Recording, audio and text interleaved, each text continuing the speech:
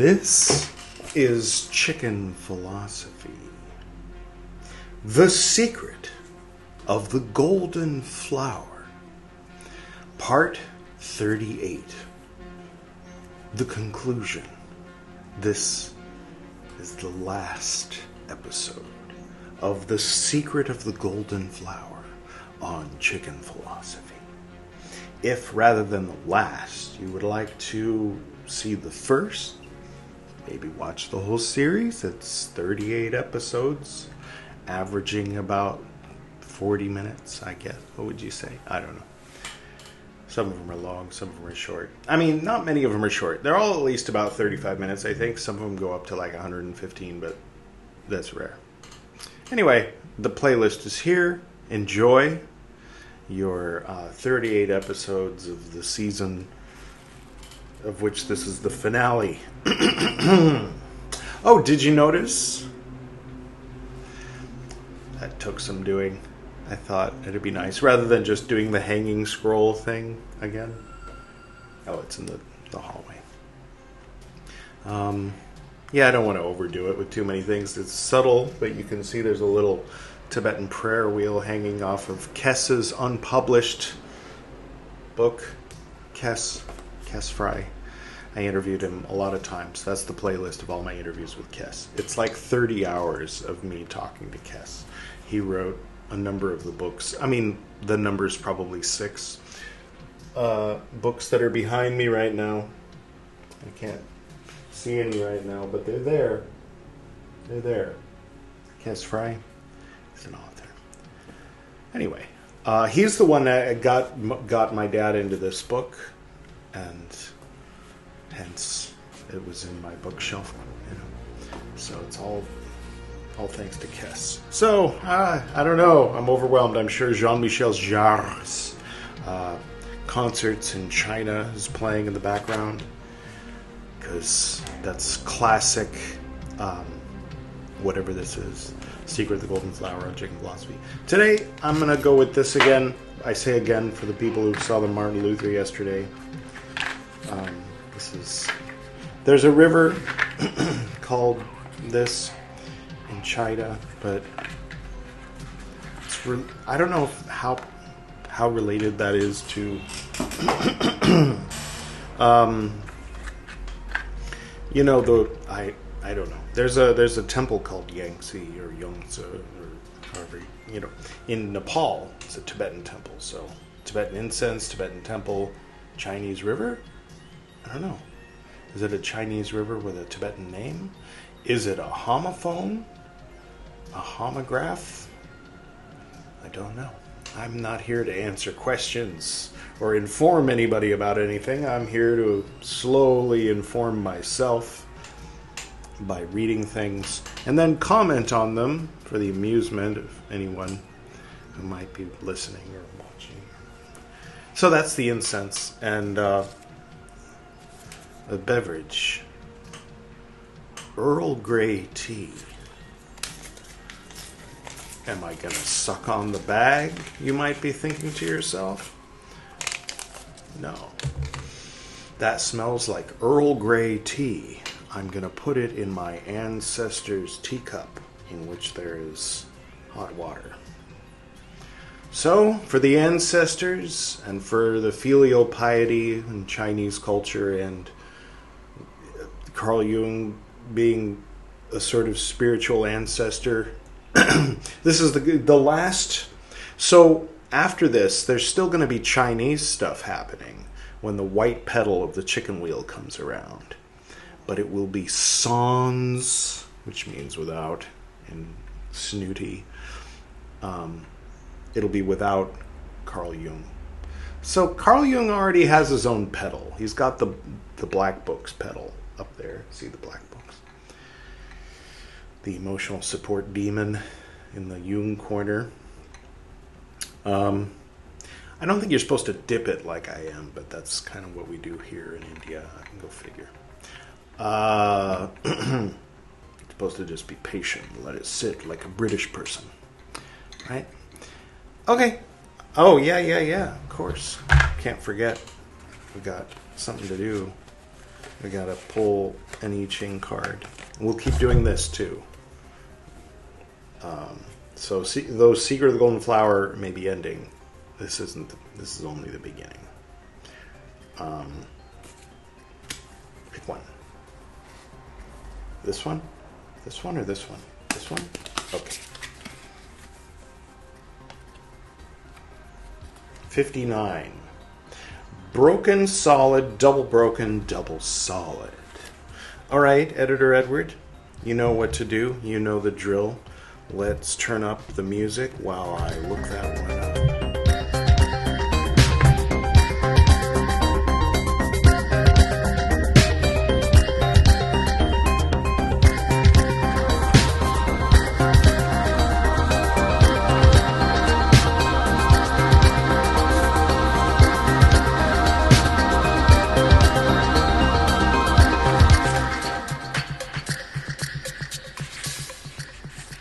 That figure is Huan. Dispersion, parentheses, dissolution, end parentheses. Disperse hard attitudes with gentleness. Okay, I'll try. Seems like every other I Ching figure is telling me to do that, and I always fail. But this is the end of Secret of the Golden Flower. It's Carl Jung talking about Richard Wilhelm. How bad could it be? Famous last words, right? All right, let's do this. As a rule, the specialists is a purely masculine mind. I remember leaving off on that one, and never mind the how bad could it be. It's a eulogy for his friend, but it's still Carl Jung talking in 1930 within the walls and confines of the front and back cover of this book, so it's probably going to be pretty bad. Continuing. An intellect to which fecundity is an alien and unnatural process. Editor Edward, what the fuck is fecundity? Fecundity, noun. The ability to produce an abundance of offspring or new growth. And then it says fertility, but then there's this thing talking about the difference between fertility and fecundity. Let's click that. Oh, okay. Fecundity refers to the biological capacity to reproduce, while fertility refers to the actual number of offspring produced. All right, add that to the old noodle. Therefore, it is an especially ill-adapted tool for receiving and bringing to birth a foreign spirit. Yeah, foreign Chinese and foreign women. Go on and on. But they're better. Men and Westerners are like this. And I'm going to be condescending about it.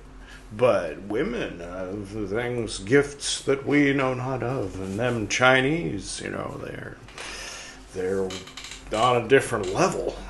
I mean, with some things, with obvious to the eye stuff, we're clearly better. But it's like, okay, Carl, just get to the eulogy about your friend. Talk about how cool he was. Don't push my buttons. Fuck. But a greater mind bears the stamp of the feminine. If you're a genius male, you have some feminine qualities. All right. Maybe you were doing some work back in the Black Book days, which from your perspective was, 15 years ago? I mean, where we are right now in the Black Books, 1916. Continuing. To it is given a receptive and fruitful womb, which can reshape what is strange into a familiar form. Wilhelm possessed in the highest degree the rare charism, like charisma but without the A, the rare charism of spiritual motherhood. To it he owed his yet unequaled ability to make incomparable translations. To me, the greatest of his achievements is the translation of and commentary on the I Ching. I'm pretty sure, yeah, this is the one we happen to have here is a different translation, but maybe he did the first translation? I don't know. Before I came to know Wilhelm's translation, I had for years worked with Lege's inadequate rendering. This is neither Lege nor. And was therefore in a position to recognize fully the extraordinary difference between the two. Wilhelm has succeeded in bringing to life again, in a new and vital form, this ancient work, in which not only many sinologues,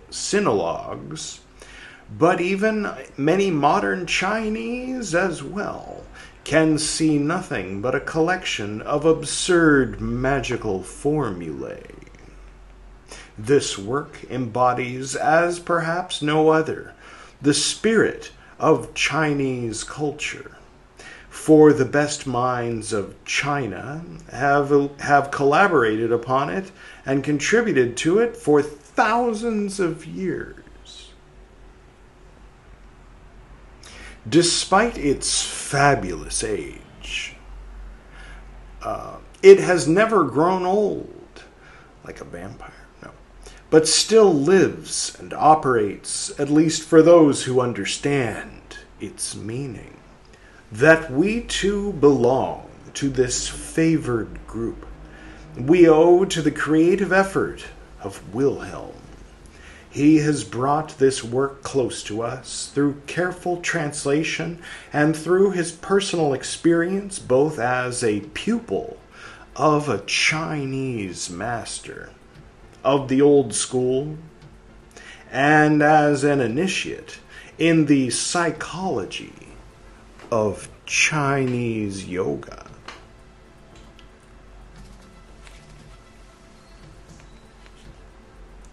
Oh, let me take this bag out and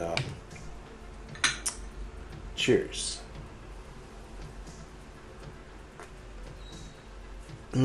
Tastes just like my ancestors. To whom the practical application of the I Ching was a constantly renewed experience. But with all these rich gifts, Wilhelm has also burdened us with a task whose magnitude we may at the moment only guess at, but cannot fully visualize. Anyone who, like myself, has had the rare good fortune to experience in a spiritual exchange with Wilhelm the divinatory power of the I Ching, cannot for long remain ignorant of the fact that we have touched here an Archimedean, Editor Edward. An Archimedean point is a hypothetical, stable viewpoint from which one can perceive objective truths or reason reliably. It's often described as a fixed point or starting point. This point is not a literal location, but rather a mental or physical framework. The concept is related to Archimedes' famous saying about using a lever and fulcrum to move the earth. So that was not Merriam-Webster, that was the Google AI bot, but I think we can take its word for it. Thank you, Editor. I knew that. Point from which our Western attitude of mind could be shaken to its foundations. It is no small service to have given us, as Wilhelm did, such an all-embracing, richly colored picture of a foreign culture. But much more important is the fact that he has transmitted to us the living germ of the Chinese spirit, capable of working an essential exchange in our view of life. We are no longer reduced to being admiring or critical observers, but have become participants in the Eastern spirit, to the degree to which we have succeeded in experiencing the effective potency of the I Ching. The function on which the use of the I Ching is based at first sight appears to be in sharp contradiction to our Western way of scientific casual thinking. Excuse me, causal thinking.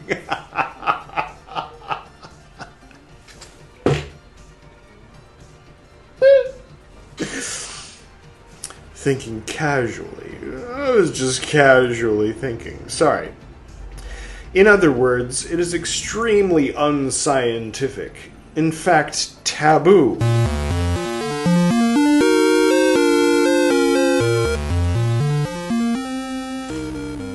If that music made you go, oh, taboo, comment below. I want to know how many people recognize the connection between that music and the word taboo. Of course, you could just look at the description where it shows the credits of the music credits, and you'll go, oh, and then you could look into it and go, what, there was a game in 1986 for the Nintendo? Holy shit, that's weird and funny. Silly. Never mind. I guess the cat's out of the bag. What cat? What bag? What are you talking about? In fact, taboo and therefore outside the scope of our scientific judgment. Indeed, incomprehensible to it.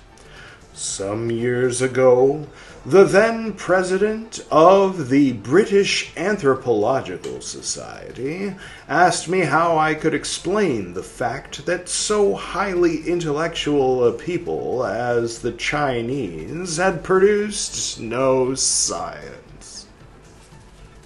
I replied that this must really be an optical illusion. Might be with Carl on this one. Because the Chinese did have a science whose standard work was the I Ching. But that the principle of this science, like so much else in China, was altogether different from our scientific principle. The science of the I Ching, indeed, is not based on the causality principle,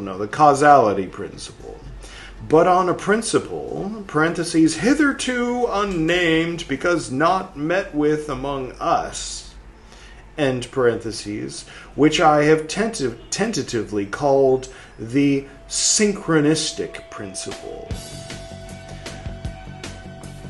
I love these concepts that are basically Jung like they're concepts straight out of his head. So they're a misunderstanding, because you can't really, maybe some get closer, but I think of all the people that are making reference to and using Jungian terms, like, for example, the shadow or shadow work, just to name one,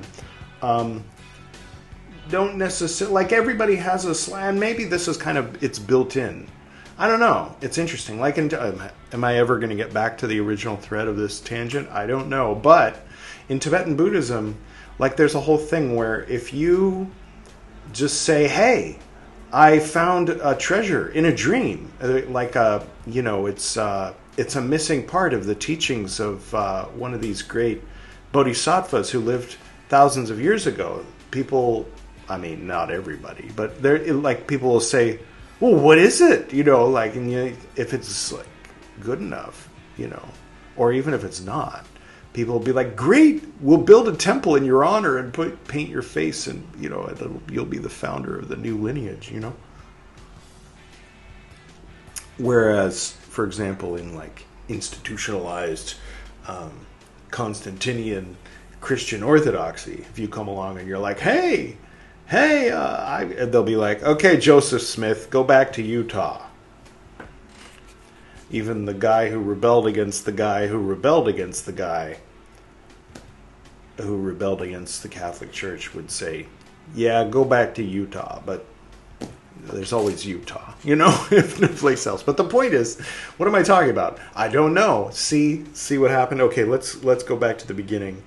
Where did we go off on that? Yeah. Okay, so Jung looks at Chinese culture, and he's like, there's a thing there. There's no word for it in German. Or I don't know if he spoke any other languages. Swedish, is that a language? Swedish is a language. Is Swiss a language? I don't think so. Anyway, we know there's no word for that in the West. That's a concept that I see that nobody else sees, that most of the Chinese don't see, but the great masters and I see. There was a guy who called himself a great master, and he nodded when I tried to put it in my own words, and so therefore I'm going to call it this, and this is its definition. So he had an approximation, and he made it a standard, and then a million other people look at that standard and approximate it and try to use it in speech. So if I'm coming from a Constantinian linguistic perspective or idea perspective or knowledge perspective, or perhaps what he would be calling like the strictly scientific, the narrow view scientific, everything is bullshit except for what falls into between these two lines scientific, would be more of like a Constantinian way of approaching it, where the more tantric, Tibetan way of approaching it would be like, oh, that's your truth? Cool. Yeah, well, I think we can stick it on here. And yeah, now your truth is part of the great truth. And congratulations. We'll build a statue in your honor, whatever. So the Tibetan Tantric in this example would build a statue of Carl Jung, but not the Constantinian Orthodox scientist. And there's a spectrum, and where are you on it? It's the moral of the story. No, it's not the moral of the story. Okay, my occupation with the psychology of unconscious processes long ago necessitated my casting around for another explanatory principle, because the causality principle seemed to me inadequate. Oh, right, synchronicity and causality don't really, I get it. Okay. I mean, unless there's time travel involved, like the effect precedes the cause, because the causality principle seems to me inadequate for the explanation of certain remarkable phenomena of the unconscious. Thus, I found that there are psychic parallelisms which cannot be related to each other causally, but which must stand in another sort of connectedness. I love how Carl, like people are like, hey, Carl, could you write an introduction to this like Chinese script about Taoist alchemy? And he's like, sure. Well, let me take this opportunity to tell you about this concept I've been working on called the collective unconscious. And it's like, okay, great, Carl, great. Thank you for commenting on the Secret of the Golden Flower. Hey, we wanted you to give a eulogy, like to remember Richard Wilhelm. Could you say a few words about Richard Wilhelm? Sure.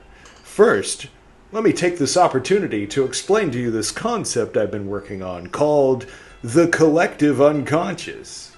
Okay, preach, like in the evangelical goes around preaching the good news of the Lord, but a person who's confident in their own ideas will go around telling you that you should click the link below, and you can start with Thomas on the Wolf. It's very short. I think it's only $7.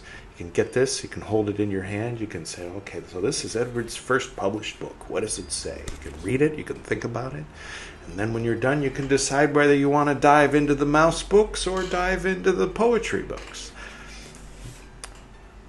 Just want to take this opportunity to mention that since we're talking about Secret of the Golden Flower. What was I talking about? No, it doesn't matter. Continuing. Thus, I found that, yeah, we read that already. This connection seemed to me to lie mainly in the relative simultaneity of the events as synchronicity. Yeah. Therefore, the expression, quote, synchronistic, end quote. And it's like he's a time traveler. He came up to our time and realized that every like New Age nut and their dog and their aunt and whatever lady down the street is like, whoa, synchronicity, and they're listening to him. I don't want this to get blocked in Russia, but you get the idea. We'll continue playing the instrumental version lightly in the background at a volume that YouTube finds acceptable. I think what was happening was a lot of the time, like the neighbors are listening to a song, and so someone would be like, I want to come on and talk to you about my left foot or whatever people talk about on YouTube, and it'd be like, blocked. It'd be like, why? Because your neighbors are playing the radio, So if it's below a certain volume, then if I keep it all below a certain volume, then it just says, no copyright issues. If this goes viral and 1,000 people watch it, we'll give you $15. Oh my God, no, I haven't signed up for the monetization thing yet. If I did, I don't know if that would make mean more. I think once it gets popular enough, they start putting ads whether you want it or not. I had one video with, I think, 19,000 views, and there's an ad in the middle of it. Nothing I can do about it unless you pay for premium. Speaking of Richard Wilhelm, it seems indeed as though time, far from being an abstraction, is a concrete continuum. Band name? Anyone? Which contains qualities or basic conditions manifesting themselves simultaneously in various places, in a way not to be explained by causal parallelism, as, for example, in cases of the coincident appearance of identical thoughts, symbols, or psychic states. I mean, you could, like, if you add some more layers to it, you could say it's a causal thing. God wanted these 10 people to all think of a screwdriver at the same time. Therefore, he caused them all to think of a screwdriver at the same time. And you atheists call it synchronicity. See what I did there? It's not useful. I'm just saying, a person could explain away within a causal paradigm synchronicity. This is what I'm saying. Not just in that way, but in other ways too. But why? Who cares? I don't know. Not me. Another example would be the simultaneity of Chinese and European periods of style. A fact pointed out by Wilhelm. You know what else would explain that? The Silk Road. I mean, it's been there a long time. There's been exchange of ideas and everything else between the farthest east and the farthest west for a long, long time, and probably before that. Silly. There's one area where the people have been going through it. Oh shoot, I forget where that is. There's like it's not the most diverse place, but it's like everybody in the world is like shares some high percentage. I mean, relatively high percentage, like 1/64th. Everybody shares 1/64th or 1/32nd of their DNA. Well, aside, not counting the 99.9 that all humans have in common or whatever, but like their genes they have in common with the people in this one area because of the Silk Road, because so many people are going through there and there's so much intermarriage, and so the people who live there are related to everybody in the world because enough people travel the fucking road that Carl Jung is apparently unaware exists. He thinks he's creating it or inventing it, and on a certain level maybe he was. On a certain level, that's that phrase "on a certain level" is doing a lot of heavy lifting there. He's for the California, guy. What? Carl Jung's like, hey, you heard of China? Yeah, it's foreign, isn't it? Yeah, but let me create a road. We can call it the Silk Road between your mind and the ideas in Chinese culture. Like, whoa, you invented that, Carl. I know. I call it synchronicity. That's cool, man. But he wasn't the first. I'm talking shit. I'm sorry. Never mind. Just ignore everything I'm saying. Remarkable. Thus I found... Yeah, we said all that. This connection seemed to me to lie mainly in the relative simultaneity of the events. Therefore, the expression, quote, synchronistic. Yeah, we get it, Carl. End quote. You're a genius. You're brilliant. You came up with that all by yourself. So cool. That's the coolest thing about you, actually. If you coined the term synchronistic, that's like Teilhard de Chardin, predicting the use of the term cyber in reference to the brain of the Earth. Anyway, it seems indeed as though time, far from being an abstraction, is a concrete continuum which contains... How many times have we read the same few lines? I don't know. They could not have been causally related to one another. Astrology would be an excellent example of manifest synchronicity if it had at its disposal thoroughly tested findings. But at least, it depends on who you ask. A lot of people say, well, I've seen a lot of times when the moon was void of course, right in this aspect with Mercury, and every fucking time somebody stubs their toe, and so it's real. It's real. I've seen enough. And, maybe they have. Maybe science is solid. Never mind. But at least there are some facts thoroughly tested and backed up by a wealth of statistics which make the astrological problem seem worthy of philosophical investigation.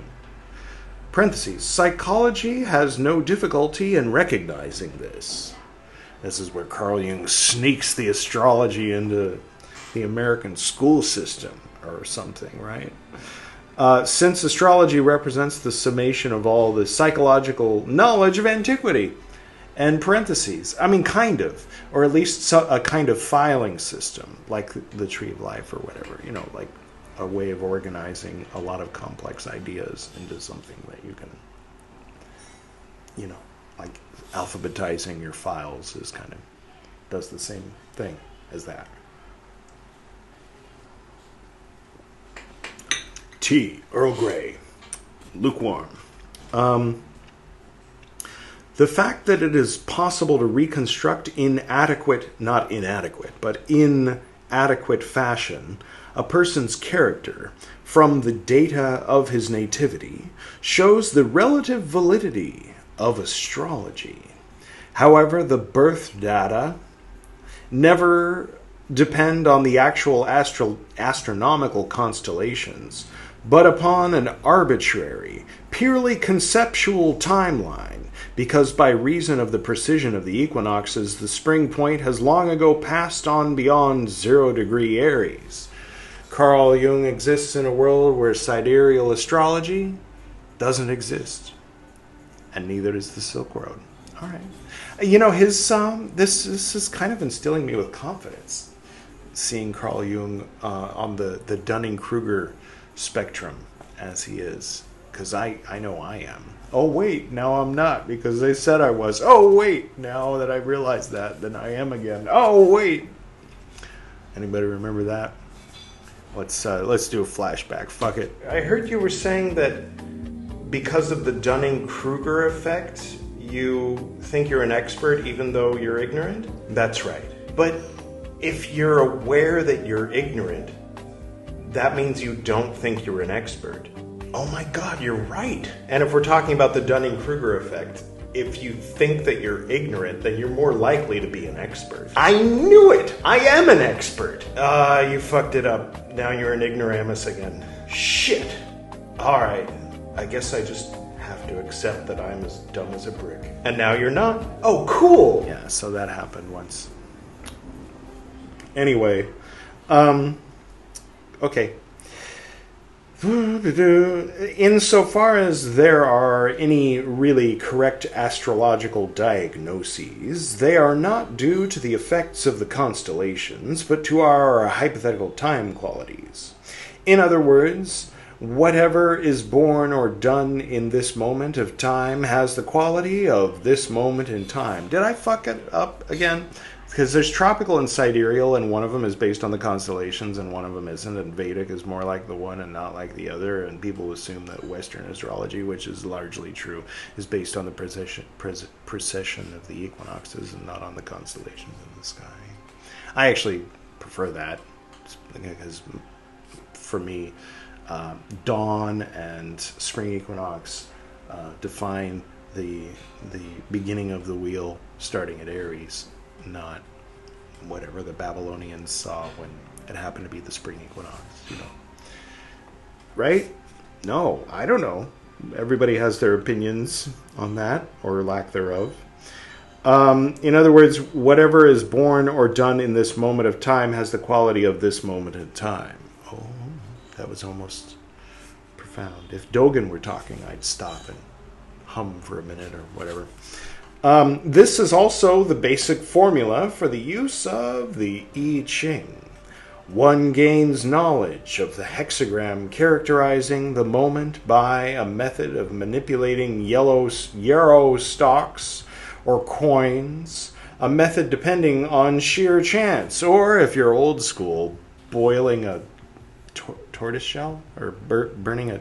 They used to put tortoise shells on the fire. I like to think the tortoise wasn't in them anymore. I mean, that's still sad. Leave the tortoises alone, I Ching people. Old-timey I Ching. Back then, everybody was doing fucked up shit to tortoises. I'm not calling out the I Ching people specifically, but leave the tortoises alone. That's all I'm saying.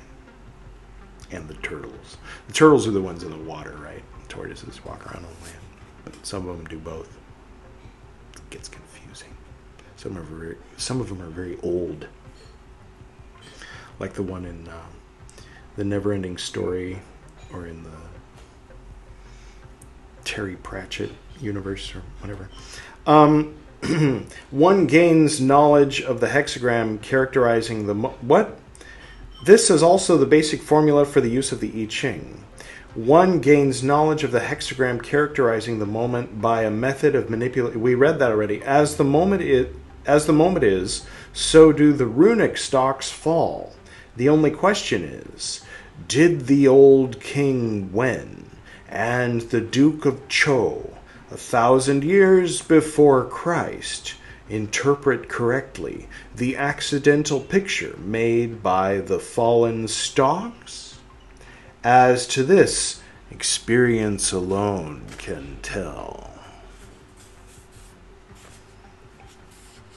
At his first lecture at the Psychological Club in Zurich, Wilhelm, at my request, because I was the head of it, I was kind of in a position where I could take advantage and go, well, I'm the boss around here, so hey, I'm going to roll my eyes back and talk to vampire ladies and come up with the collective unconscious and the shadow, and you all just have to swallow it and say, well, I guess it's Jungian.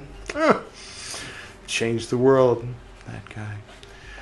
Oh, sorry. Wait, I got distracted. Wilhelm, at my request, demonstrated the method of consulting the I Ching and at the same time made a prognosis which, in less than 2 years, was fulfilled to the letter and with unmistakable clearness.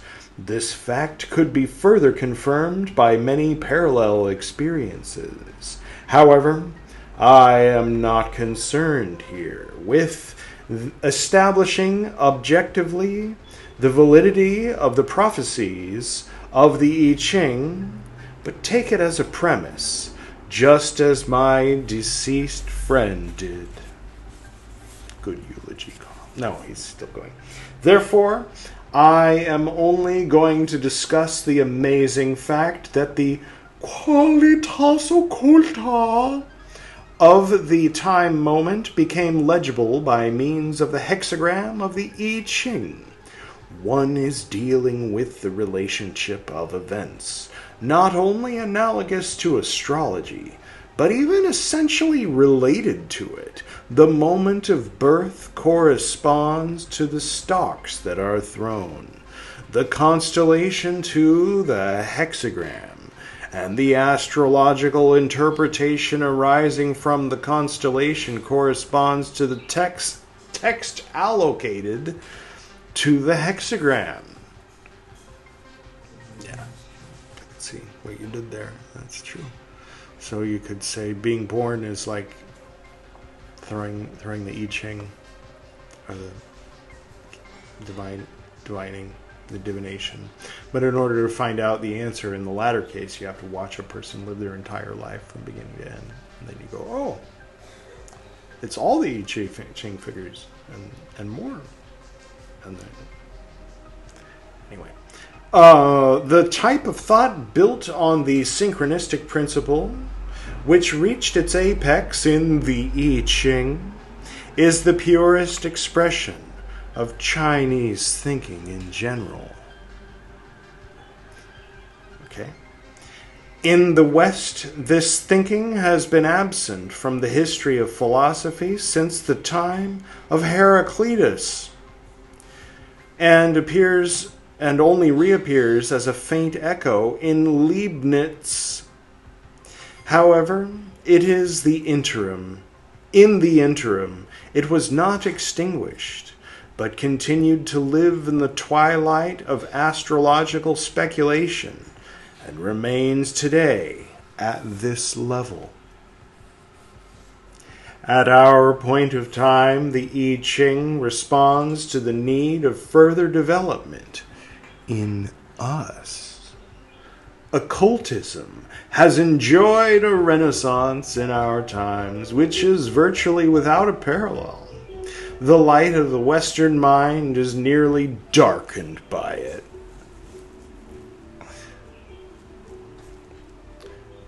I mean, we can kind of see, like, I don't know, it's interesting, like, because when you look at the occultists of before, during, and after when he's talking, a lot of them you can say, oh, that's very interesting. Oh, okay. So you had that experience? Okay, cool. And you wrote that, oh, that's a good theory. That's a good use of that. Yeah, those correspondences in that diagram for that exercise. And, oh, that's beautiful. People will be using that for 100 years. How about you, Carl? And he's like, oh, there's a vampire lady. There was a cross with rusty nails on it. It was terrible. And I was the devil, or maybe I was God. And occultism, man, it's dark and dangerous, those occultists. No, it's you, Carl. You're projecting your shadow on other people again. Stop it. What was it Bo Burnham said? And I think that, if I'm self-aware about being a douchebag, it'll somehow make me less of a douchebag. But it doesn't. Self-awareness does not absolve anybody of anything. Yeah, just because you know that people do it doesn't make it okay that you do it with all your might at times. All right, and I'm sure I do it too. So 3 fingers pointing back, 1 forward, 1 up at God. That's how you do it when you accuse. I am not thinking now of our seats of learning and their representatives.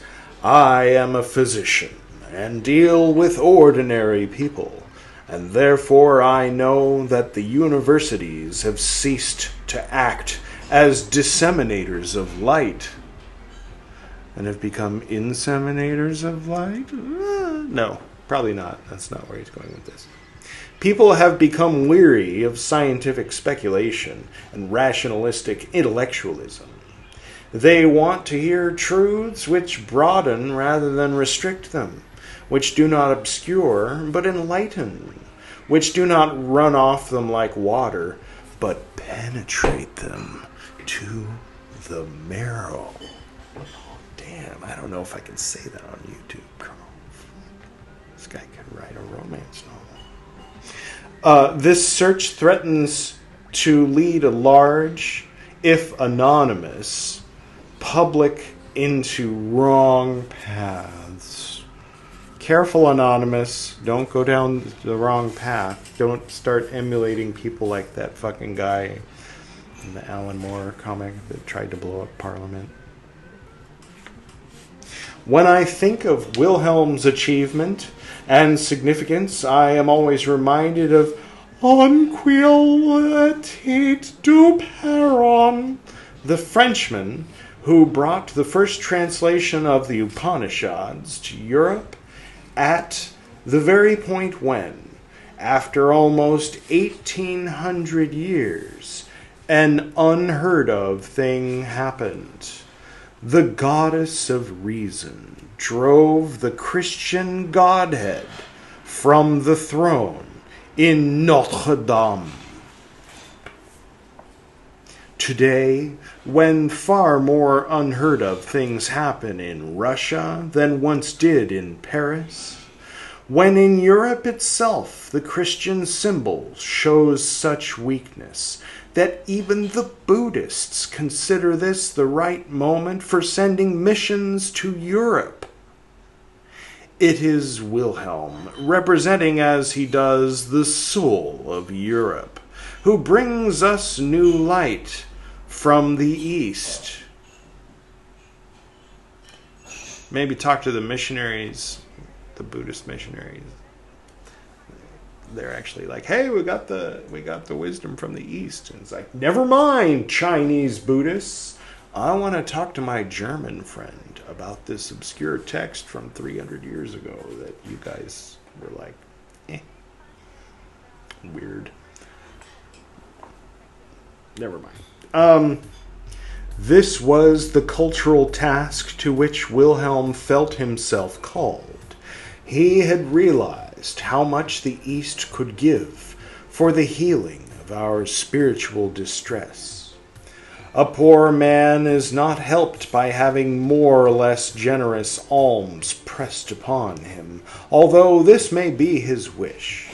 He is much better helped if we show him how, by work, he can free himself permanently of his need with a bare bodkin. Oh wait, that was Hamlet. That's more of a Western take. Or, what's her name? The lady who tears off her own head and drinks her own blood and overcomes samsara, becomes enlightened. Hamlet and good old what's her name? I can't believe I forgot your name. You're right over there. There's a statue of her. Unfortunately, the spiritual beggars of our time are too inclined to accept the alms of the East in specie. That is, to appropriate unthinkingly the spiritual possessions of the East and to imitate its way blindly. Is this 1930 or 2025, Carl? You sound like you're on a Reddit. That is the danger about which it is, or maybe they're imitating you. Like people imitate Martin Luther. There's the echo of Carl Jung is still talking. That is the danger about which it is possible to give too many warnings. And it is what? Impossible to give too many warnings. No, I think you've managed to give too many warnings, Carl. It's obnoxious. It's like reading Journeys Out of the Body by Robert Monroe, and you're like, wow, this is really cool. Then you get to the chapter with those little kids, and you're like, you lose the ability to astral project permanently just by reading about it. He's like, but watch out, because there's shit out there. This one time, according to my mom, she and my dad used to astral project. They'd astral project together. It was just a thing they both did. Then my dad was like, I can't do it anymore. And a period of time went by where he's like, yeah, I don't know, I can't do it. And then one night she was astral projecting, and my dad was there in the experience, and he was like, well, you better watch out. You might run into a stingray or a shark or this or that. And all these sea creatures started appearing in the room up in the air. And she woke up terrified, and she was really mad at him. And he was like, what did I do? So anyway, yeah, so too many warnings, Carl. Sometimes it's law of attraction. If you give someone a psychedelic substance and you tell them this is going to be really good, you're going to, part of it, and you might be like, oh my God, it's a little bit much, but just know that the good is coming. They'll be like, okay, I can't wait. And they'll probably have a good trip, unless somebody honks a horn or something outside, But if you tell them, be careful, man, don't think about anything unpleasant. You just have to be fucking careful, man. Okay, here it is. Take it. They'll probably have a bad trip. So Carl's giving everybody a bad trip, but he's doing it out of love, misguided love. Spiritual Europe is not helped by what is merely a new sensation or a new titillation of the nerves. What it has taken China thousands of years to build cannot be grasped by theft. Okay, Carl, I have a concept for you. What it has taken humans thousands of years to build can be looked at, experienced, smiled about, criticized, made art over, made little groups to practice or talk about, little book clubs. In present day, humans in present day can experience on various levels things that it took humans thousands of years to build. Through certain eyes, like yours and admittedly a number of people alive today, they can't look at that without seeing like the horrors of colonialism. And yeah, I mean, you could say, well, but they're connected. The reason why Carl's even talking about this is because of the Opium Wars, because they wouldn't, let, and then, so yeah, okay. So there's a karmic connection between the Secret of the Golden Flower and going zzz, and what that one redcoat general did with the fucking those kids in the well, fucking pervert, sadistic bastard. Is there a connection between those two things? I mean, if that's the case, like, there's a connection between every two things. And if, like I said, 99.9% of the same DNA between Europeans and Chinese, I don't know. Like, I question a lot of people's assumptions about where the borders are on who's allowed to be interested in what based on who came up with it and who is reading your translation of it. I don't know. I'm just saying it's not as cut and dry as Carl or a lot of the people on the internet want it to be, in my opinion. But the other people that are echoing similar opinions as that are people I hate. I absolutely despise. Like most of the people, like Prager fucking you has Rob Schneider on there saying basically what I just said, and I'm like, fuck. The idea of cultural appropriation is just another way to stifle people and to attack people. Like sometimes it's a really gross feeling having a nuanced perspective, because you kind of, it's like you see someone, I like this guy, but I don't entirely line up with his script. Part of my script is more similar to Rob Reiner on PragerU. Ew! Get it off me! It's sticky. Right? It's not so binary. That's, like people in their group things. We must instead earn it in order to possess it. Okay, yeah, sure. What the East has to give us should be merely help in a work which we still have to do ourselves. I mean, yes and no, because each is an individual. So if one individual, their path is to join a Buddhist monastery, become a Taoist monk, or whatever it is, where they just jump ship and they're like, you know what? I was agnostic, atheist, formerly Protestant or Catholic or Jewish in New Jersey before, but now I'm in Sri Lanka, and I've got an orange robe on, and I'm going to do this for the rest of my life. Then I don't think that you should look at that person and say, oh, but you should have done it more subtly and bring and integrate elements of your own culture while you do it. And it's like, yeah, you're going to kind of do that anyway. Hence, Chicken Philosophy, not just Buddhist Books podcast, right?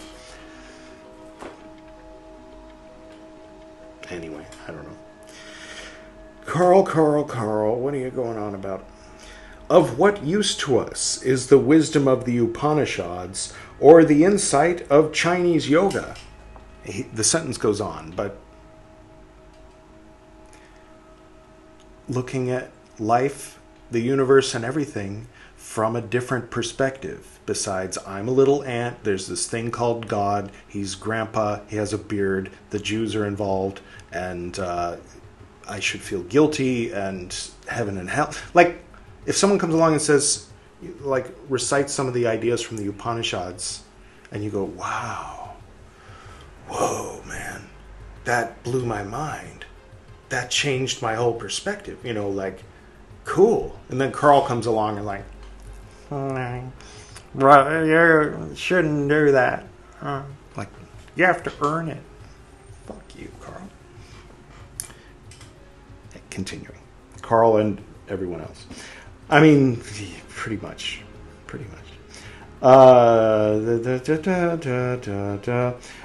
If we desert the foundations of our own culture as though they were errors outlived and, like homeless pirates, settle with thievish intent on foreign shores. Carl, you're talking about me right now. The insights of the East, above all, the wisdom of the I Ching, has no meaning when we close our minds to our own problems, when we veil from ourselves our real human nature with all its dangerous undercurrents and darkness. The light of this wisdom shines only in the dark, not in the glaring searchlight of the European theater of consciousness and will. The wisdom of the I Ching originated from a background whose horror we can faintly suspect if we read of Chinese massacres. Was that before the I Ching? I think a lot of that was after the I Ching. Of the sinister power of Chinese secret societies, of the nameless misery, the hopeless filth and vices of the Chinese masses. Carl, I thought you were like cool. Now you're just... okay. Oh, Jesus Christ.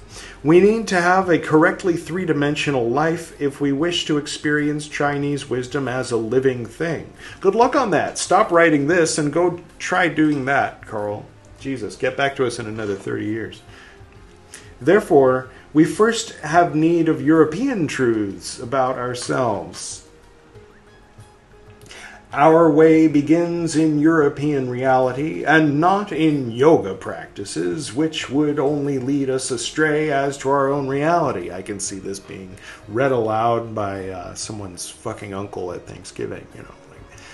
But Uncle so-and-so, the young lady with the yoga mat replies, fuck you, Carl. Right? Yeah. We must continue Wilhelm's work of translation. Wait, what? Yeah. Okay. Our way begins in European reality and not in yoga. We just read that. Okay. We must continue Wilhelm's work of translation in a wider sense if we wish to show ourselves worthy pupils of the Master. Just as he translated the spiritual treasure of the East into European meaning, we should translate this meaning into life. Okay, thank you for starting the ball rolling on that 100 years ago, Carl. Wilhelm translated the central concept, the Tao, as meaning.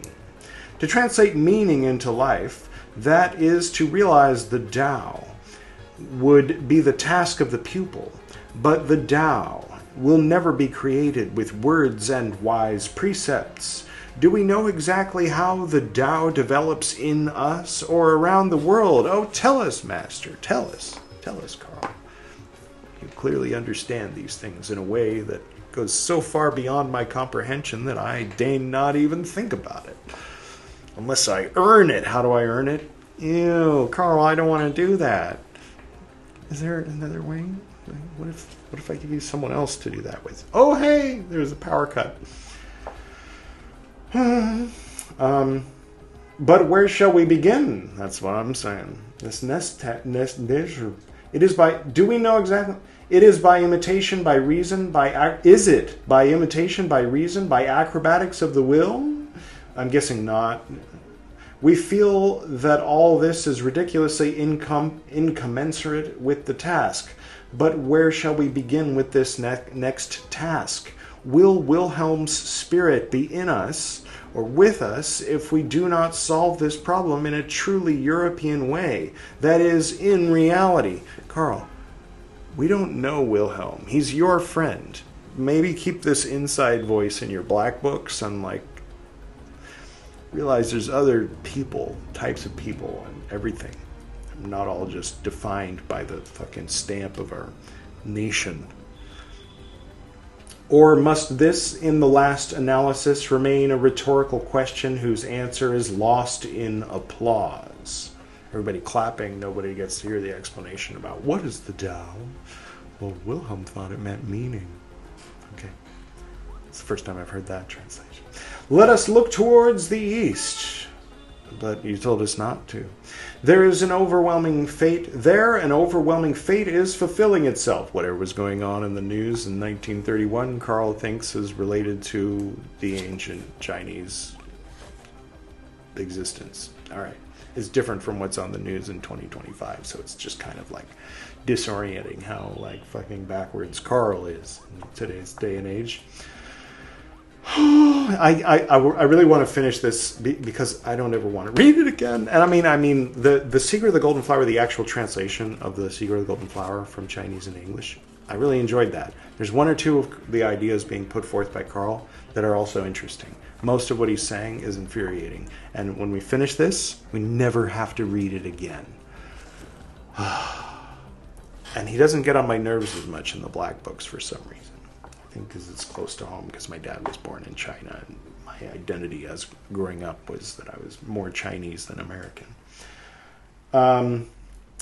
Will Wilhelm's spirit be with us? Who cares? This is a you thing, Carl. Or must this, in the last analysis, remain a rhetorical question whose answer is lost in applause?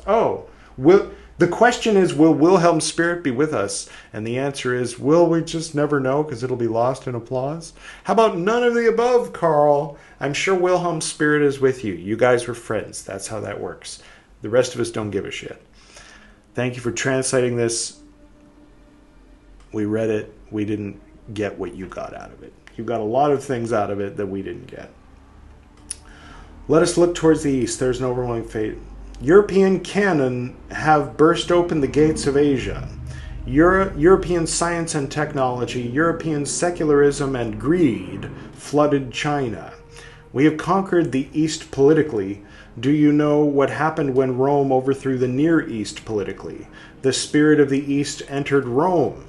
Mithra became the Roman military god. Okay, this stuff is just, that's where you get the backflow, where you get your granddaughter is like, yeah, but I'm all about Shiva, Grandpa, not Jesus. Jesus is cool and all, but me personally, Shiva. And he's like, "Wah."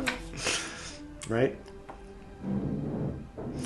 Meanwhile, here in Goa, the spirit of the East, it's back on, entered Rome. Mithra became the Roman military god, and out of the most unlikely corner of Asia Minor came a new spiritual Rome. I don't know what he's talking about, and I don't care enough to reread it. Would it be unthinkable that the same thing might happen today and find us just as blind as were the cultured Romans, who marveled at the superstitions of the Christoi? It is to be noted that England and Holland, the two main colonizing powers in Asia, I guess since the sinking of the Spanish Armada, they were the original gangsters, but are also the two most infected with Hindu theosophy. Yeah, and other things about Hinduism that could do without the use of the word theosophy, unless you're using it generally and not referencing the organization, which would have been something you guys were aware of. Yeah. Okay. England and Holland. Right. I know that our unconscious is full of Eastern symbolism. The spirit of the East infected. Fuck you. The spirit of the East is really at our gates. Therefore, it seems to me that the translation of meaning into life, the search for the Tao, has already become a collective phenomenon among us, and that to a far greater extent than is generally realized. A most significant sign of the times, it seems to me, is that Wilhelm and the Indologue Hauer were asked to lecture on yoga at this year's Congress of German Psychotherapists. Let us realize what it means for a practicing physician who deals directly with a suffering and therefore receptive person to establish contact with an Eastern therapeutic system. Thus the spirit of the East penetrates through all our pores and reaches the most vulnerable places of Europe. Yay for what he's describing, and boo for the way he's describing it. Carl's like, yeah, man, all these Eastern stuff in the West of the... All I'm saying is don't look at that. Look at it. Don't look at it. Look at yourself. You're European, you colonizing bastard. That's all he's saying. Not much else. He didn't even explain the square inch door window in the square foot house at all ever. He's going on about this shit. All right, whatever. Thus, I really can't wait to be finished with this. I would like to not talk about this ever again. I feel like I've talked about it more on the Secret of the Golden Flower series on Chicken Philosophy than I ever need to in my life. So I think maybe I can retire from getting annoyed at the overly simplistic, judgmental assholes that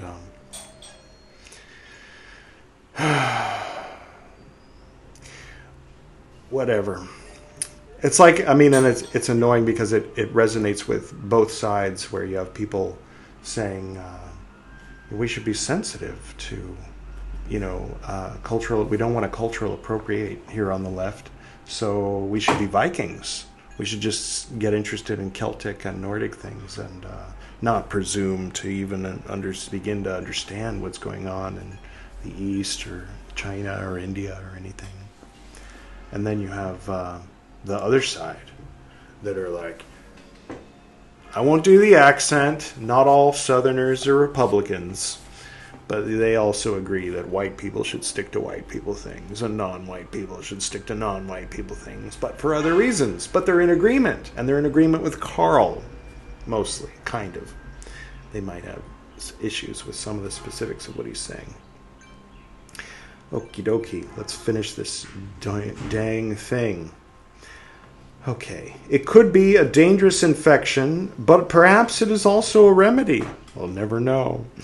The Babylonian confusion of tongues in the West created such a disorientation that everyone longs for simpler truths. Do you mean the Tower of Babel? I don't know if you can call that Babylonian exactly. Not to head alone for general what? Or at least for general ideas which speak not to the head alone, but to the heart as well, which give clarity to the contemplating mind and peace to the restless pressure of the feelings. Like ancient Rome, we again today are importing every form of exotic superstition in the hope of discovering therein the right remedy for our disease. Human instinct knows that all great truth is simple, and therefore the man who is weak in instinct assumes great truth to exist in all cheap simplifications and platitudes, memes, right? Or, as a result of his disappointment, he falls into the opposite error of thinking that great truth must be as obscure and complicated as possible. We have today a Gnostic movement, do tell, because this was 15 years before they found the scriptures, in the anonymous masses, which exactly corresponds psychologically with the Gnostic movement 1900 years ago. Okay. Then, as today, solitary wanderers like the great Apollonius spun the spiritual threads from Europe back to Asia, perhaps to remotest India. I'm not going to... It's a silly comparison. I'm just going to move on because I want to finish this. Looked at from a historical perspective, I see Wilhelm in the guise of one of those great Gnostic intermediaries who brought the cultural heritage of Asia Minor into contact with the Hellenic spirit and thereby caused a new world to rise out of the ruins of the Roman Empire. Then, as now, the continent of the spirit was inundated, leaving only single peaks projecting like islands from the limitless flood. Then, as now, all sorts of devious paths beckoned the mind, and the wheat of false prophets flourished.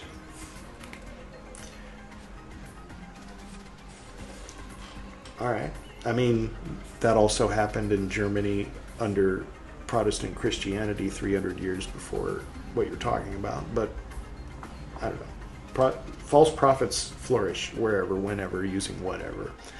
Buddhism, Judaism, Christianity, atheism, anyism, noism, whatever. I mean, are there real prophets is the question, right? Or at least like usefully focused geniuses who see patterns that the others don't? Is that a prophet? Maybe. In the midst of the jarring disharmony of European opinion, to hear the simple language of Wilhelm, the messenger from China, is indeed a blessing. It has obviously been schooled in the plant-like spontaneity of the Chinese mind. He means it as a compliment, Chinese folks, if you're watching. Plant-like mind. He's talking about the Chinese people that live in his head. And when he says that, he means it as a compliment, I think. So, never mind. Why am I defending Carl Jung? All right, what are we doing? The plant-like spontaneity of the Chinese mind, which is able to express profound things in plain language. It discloses something of the simplicity of great truth and of deep meaning. It has transplanted in the soil of the West a tender seedling, the golden flower. I mean, I will say, Carl's doing a really nice job of like building up and building up and building up the profound importance and significance and the grand historical tapestry of the threads of humanity. This one fucking translation of this one text, you know, it's like, okay, Carl, you really like Wilhelm. I'm assuming you were lovers. I mean, that's just based on, you know, like, we read it. It was okay, but don't know if we read the same book. That's all I'm saying. Only Wilhelm was a white guy who understood China. Not you, not me, not that guy doing karate, not those guys over there. That's what Carl says. Only Wilhelm. You have to earn it, like Wilhelm did. Richard Wilhelm. May he rest in peace. All right. Good eulogy, Carl. We're almost finished. Giving us a new intuition of life and meaning as a relief from the tension of arbitrary will and arrogance. Faced with the alien culture of the East, Wilhelm showed a degree of modesty highly unusual in a European. See, he's like self-effacing, kind of. We Europeans are assholes. Yeah.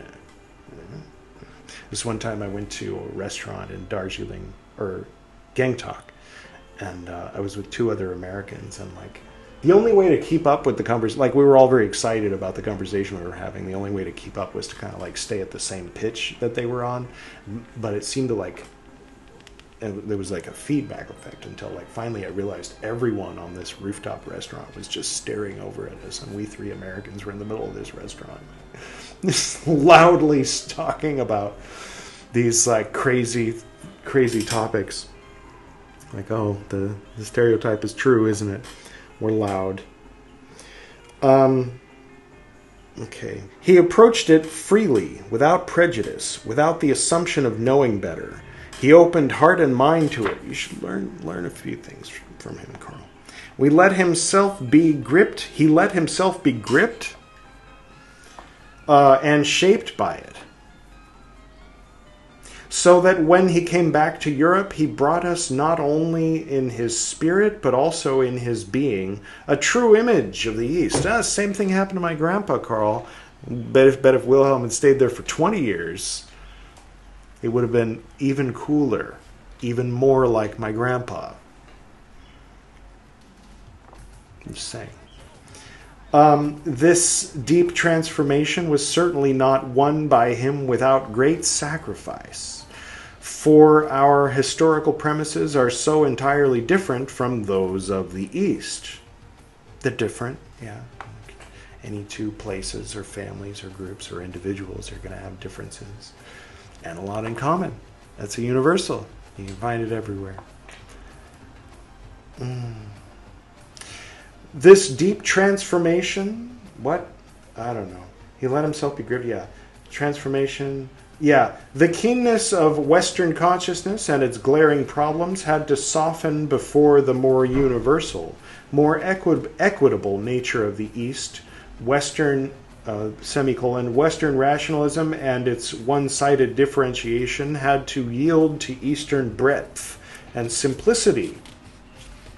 To Wilhelm, this is the end of the book. To Wilhelm, this change certainly meant not only a shifting of intellectual standpoint, but also an essential rearrangement of the component parts of his personality. The picture of the East that he has given us, free as it is of purposefulness, of any trace of arbitrariness, could never have been created in such completeness if William had not been able to let the European in himself slip into the background, like you tell people not to do. What are you saying? You're schizo, Carl, in an insulting way, not in a scientific way, and no insult to the people who are schizophrenic. Sorry, I'm not being very PC when I call you a schizo, but you're being one. Never mind, I'm sorry. Keep going. Keep going, Edward. If he had allowed East and West to clash within him with unyielding harshness, he would have failed in his mission of providing us with a true picture of China. The sacrifice of the European man was unavoidable and necessary for the fulfillment of the task fate laid upon him. Wilhelm fulfilled his mission in the highest sense of the word. Not only did he make accessible to us the past treasures of the Chinese mind, but, as I have pointed out, he brought with him its spiritual root. Is that what that is? I thought he was smuggling something. Sorry. The root that has remained alive all these thousands of years and planted it in the soil of Europe. With the completion of this task, his mission reached its climax. I assumed, once he buried the root in the ground, that at a certain point there'd be a climax involved. Right? Obviously. What? No, I don't know. And unfortunately, its end also. It is unfortunate, and then you need a Kleenex, but just wait 4 minutes, you can start the process all over again. According to the law of enantiodromia, so clearly understood by the Chinese, but not by me, there grew out of the close of the one phase the beginning of its opposite. Thus, in its culmination, yang goes over into yin, and what had been positive becomes negative. I came near to Wilhelm only in the last years of his life, and then I could observe how, with the completion of his life work, Europe and the European man impinged ever more closely on him, oppressed him, in fact. Stop it. At the same time, there developed in him the feeling that he might be standing on the brink of a great change, a revolution whose nature, it is true, he could not clearly grasp. He only knew that he faced a decisive crisis. His physical illness went parallel with this spiritual development. His dreams were filled with Chinese memories, but the pictures hovering before him were always sad and dismal, a clear proof that the Chinese contents had become negative. If that's what Carl Jung calls a proof, nothing can be sacrificed forever. Everything returns later in a changed form. And where so great a sacrifice has once taken place, when the sacrificed thing returns, it must be met by a still healthy and resistant body in order to take the shock of a great revolution. Therefore, a spiritual crisis of such dimensions often means death, if it takes place in a body weakened by disease. For now the sacrificial knife is in the hand of him who has been sacrificed, and a death is demanded of him who was once the sacrificer. Okay, that's what Carl said in that. I'm going to go ahead and say, hey, if you have a disease, but you're interested in like studying Taoism, don't listen to Carl. Just go ahead and study Taoism. It's not going to make you die faster.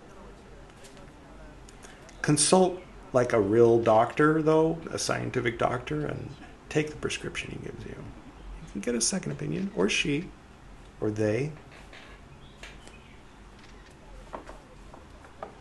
I'm just trying to help. As you see, I have not withheld my personal ideas. Oh, no, I didn't notice. Oh, did you have personal ideas, Carl? I'm just poking fun. Because if I had not told how I experienced Wilhelm, you came near him. It's sad that your relationship couldn't have progressed beyond that. Sorry.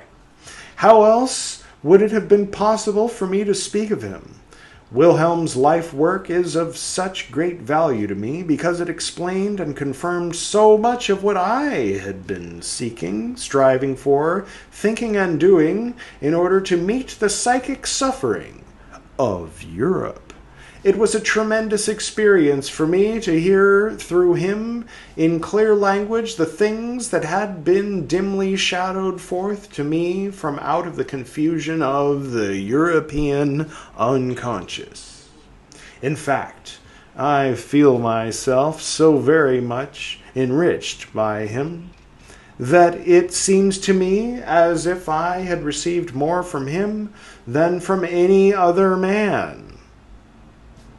And this is also the reason I do not feel it a presumption, if I am the one to offer on the altar of his memory the gratitude and respect of all of us.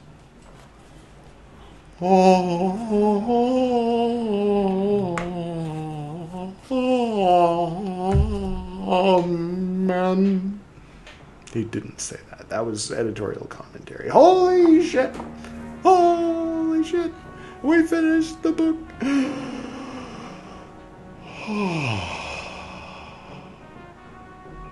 The next time we read something on here. Oh, Editor Edward, can you bring up the thing at the top and the thing down here? Now, for those of you who are like, what thing at the top? Or they only see one thing at the top, not two things? Click here to maximize the screen on your phone. All right, now that everybody's with us, look up here, look down here.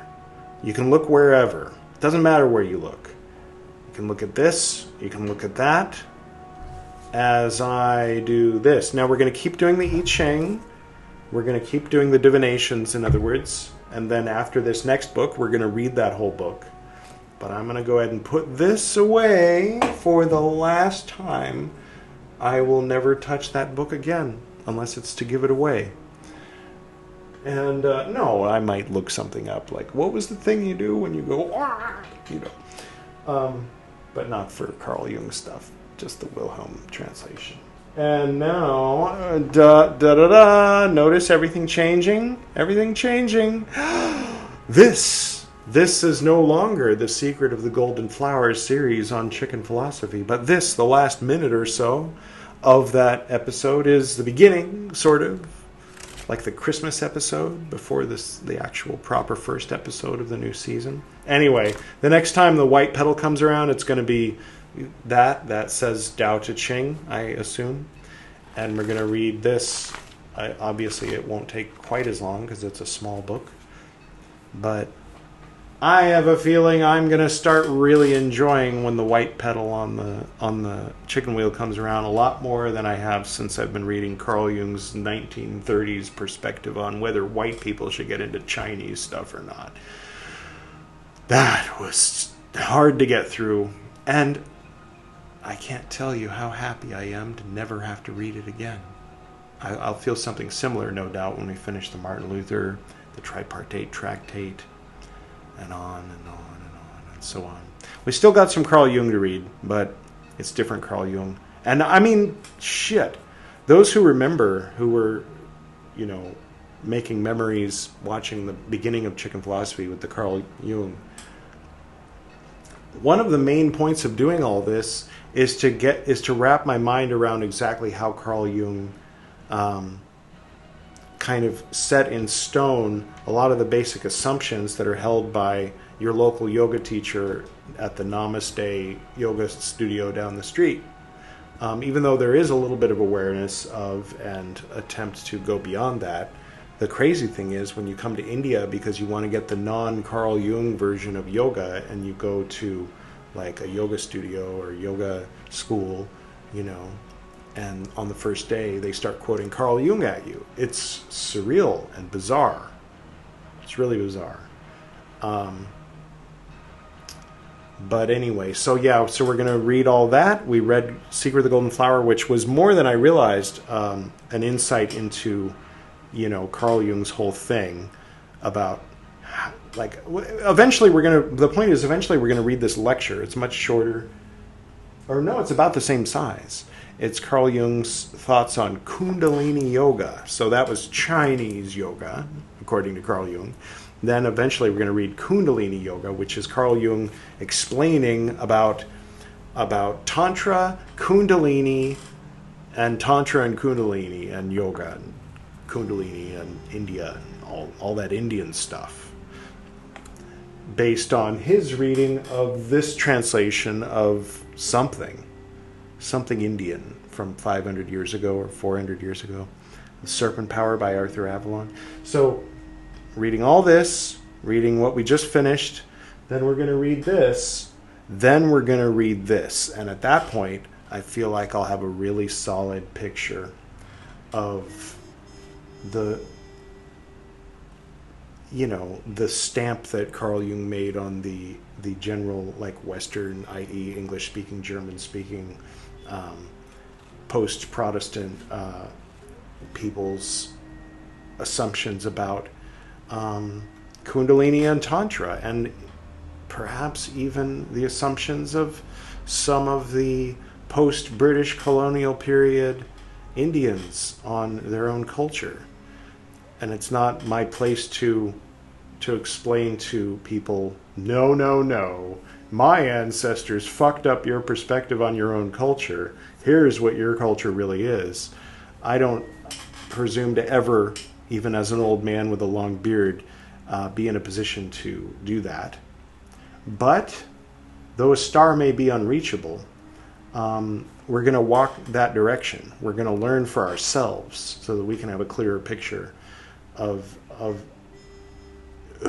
what this one man's thing was, what his unique fingerprint was on a lot of our assumptions about yoga, tantra, kundalini, chakras, and meditation, and India and Indian philosophy. So that we can say thank you for that, thank you for the work you did, but also peel off the fingerprint, and if we want to, step through the portal to the other side and see what's actually there. Do the thing Carl says not to do. Don't you dare lose your roots and just dive into someone else's culture. Get it all through me and Wilhelm. Okay, Carl. No, but I mean, yeah. Like maybe he's like the training wheels on the bicycle of Eastern philosophy for some folks in 1930. I'll give him that.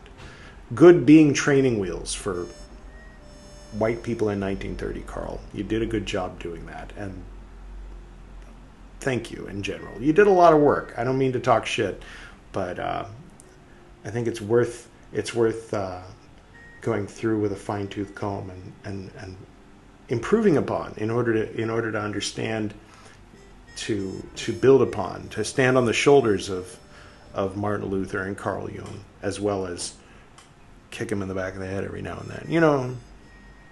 Anyway, so this is up next on this point of the wheel. This is the last. This is part 38. You'll never see it again. So the next time the white pedal comes up, it'll say Tao Te Ching Part 1. There'll be Chicken Philosophy, Tao Te Ching Part 1, a brand new playlist, a whole new thing. And then we'll go from there. Thank you for being here all the way through to the end. Be sure to like and subscribe and all that good stuff. Share it with your friends if you want to. I don't know. Maybe they'll think you're weird. So don't share with your friends. But do share with your friends. Don't share with your friends. Whatever. Do what you want. Do what thou wilt if you want to. Until next time.